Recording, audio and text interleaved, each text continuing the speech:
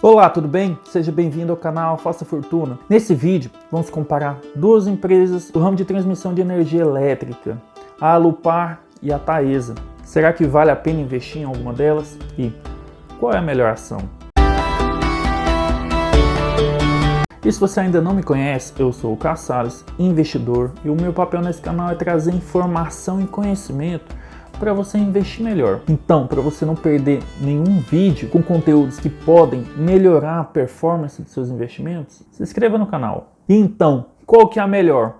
A Alupar ou a Taesa? As duas empresas são do ramo de transmissão de energia, um ramo altamente estável, com receitas previsíveis e com uma regulação também muito estável e transparente. Primeiramente, o que essas empresas fazem? Sabe aquelas grandes linhas de energia que você vê quando você está dirigindo na rodovia? Bom, essas são as empresas transmissoras. Ela faz uma ponte da usina de energia hidrelétrica ou termoelétrica até a distribuidora, a empresa que distribui a energia para sua casa. E a única coisa que eles têm que fazer é disponibilizar essa rede, ou seja, deixar a rede de transmissão disponível para esses dois clientes. Então a inadimplência praticamente não existe. Não existe o risco de volume de energia também, se chove, não chove. Então o risco hidrológico que tanto se fala atualmente não existe para esse setor.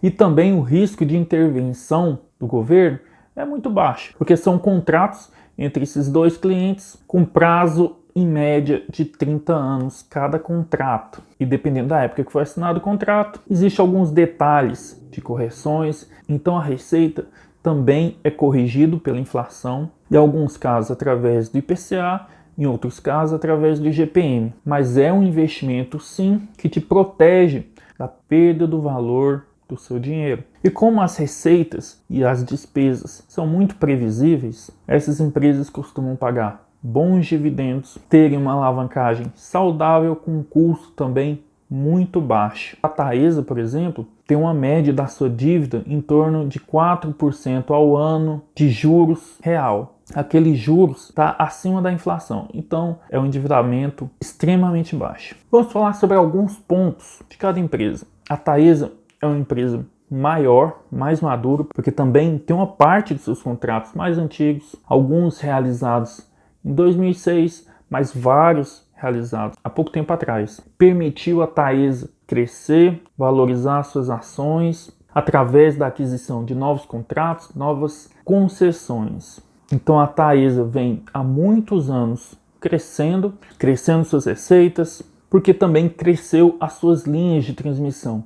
Inclusive a gente consegue ver que praticamente 1/4 das linhas dela ainda está em construção, e a gente vai conseguir ver, após a conclusão dessas construções, um aumento ainda maior das receitas da Taesa. Já da Alupar, as aquisições da Alupar são de leilões de concessões de linhas de transmissão mais recentes. Mas por outro lado, a gente consegue ver também que em relação à RAP total dela, metade praticamente ainda não é operacional, ou seja, são linhas em transmissão.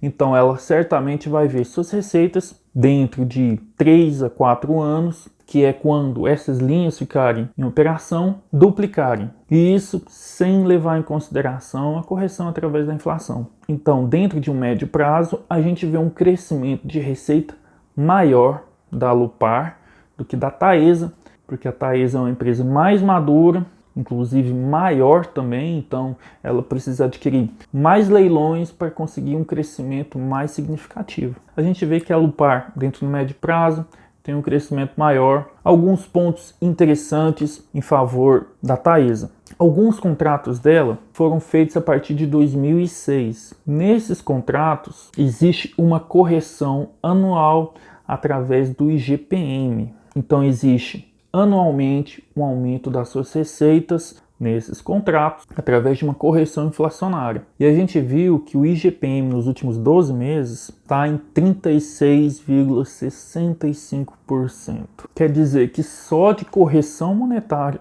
a Taesa vai ter um aumento das suas receitas em média 36,65%. Uma parte também é pelo IPCA. mas é a menor parte, como a gente consegue verificar aqui, ó. Como que são os novos contratos que não são corrigidos pelo IGPM? São corrigidos a cada 5 anos pelo IPCA do período. Então é uma correção mais demorada, proporcionalmente também menor do que o IGPM que a gente vê agora. Já para a Alupar, praticamente todos os contratos são feitos essa correção a cada 5 anos pelo IPCA. Então é um ponto negativo para a Alupar. E é bom a gente falar sobre isso, porque eu já vi muitos analistas falando bobeira, que o balanço não é bom porque reflete uma correção monetária em cima dos ativos e isso inflou os lucros. Eu concordaria plenamente se a gente falasse de outros tipos de empresas, mas no caso da Taesa, a receita dela é anualmente corrigido pela inflação. Então,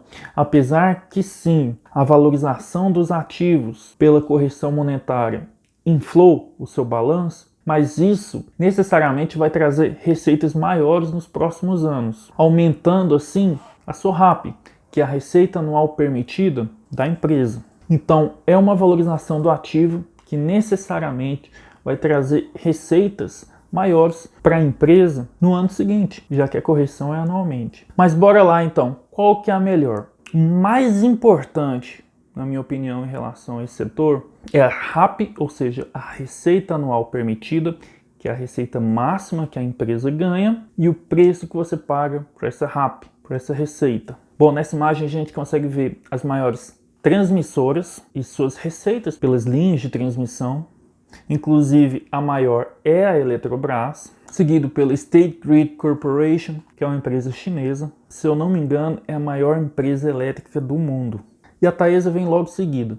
Ela já tem 2 bilhões 179 milhões de receita anual já operacional e mais 567 milhões com linhas em construção, que após a conclusão também vai vir para o caixa dela. Ela vai começar a ganhar essas receitas também. Então dá um total de 2 bilhões 746 milhões de receita anual permitida. Aí desce um pouquinho na escadinha, a gente vai ver a Isacetep e logo em seguida a Alupar. A Alupar já tem 777 milhões de receita anual permitida e 408 milhões em linhas de transmissão em construção. Então, no final da construção dos seus projetos, ela vai incrementar isso para o caixa dela, para a sua receita anual, o que dá 1 bilhão 185 milhões de receita máxima permitida por ano. É a receita máxima que ela vai ter. A Taesa, então, recebe mais do que o dobro, exatamente 2,3 vezes mais receita do que a Alupar. Então, a proporção do preço da Alupar também tem que ser menos da metade. Tem que ser em torno aí de 2,3 vezes menor, o que dá algo em torno de 40%, 43%. Então a Alupar tem que ter um valor de mercado próximo de 40% do valor da Taesa. O valor de mercado da Alupar, no momento que eu estou gravando, está um pouco mais que 7 bilhões e meio, e um endividamento mais de 9 bilhões. E já o valor de mercado da Taesa está em 12,8 bilhões, e com uma dívida menor do que a Alupar. Uma dívida um pouco mais de 6,4 bilhões de reais. Então, com uma dívida menor, sobra mais receita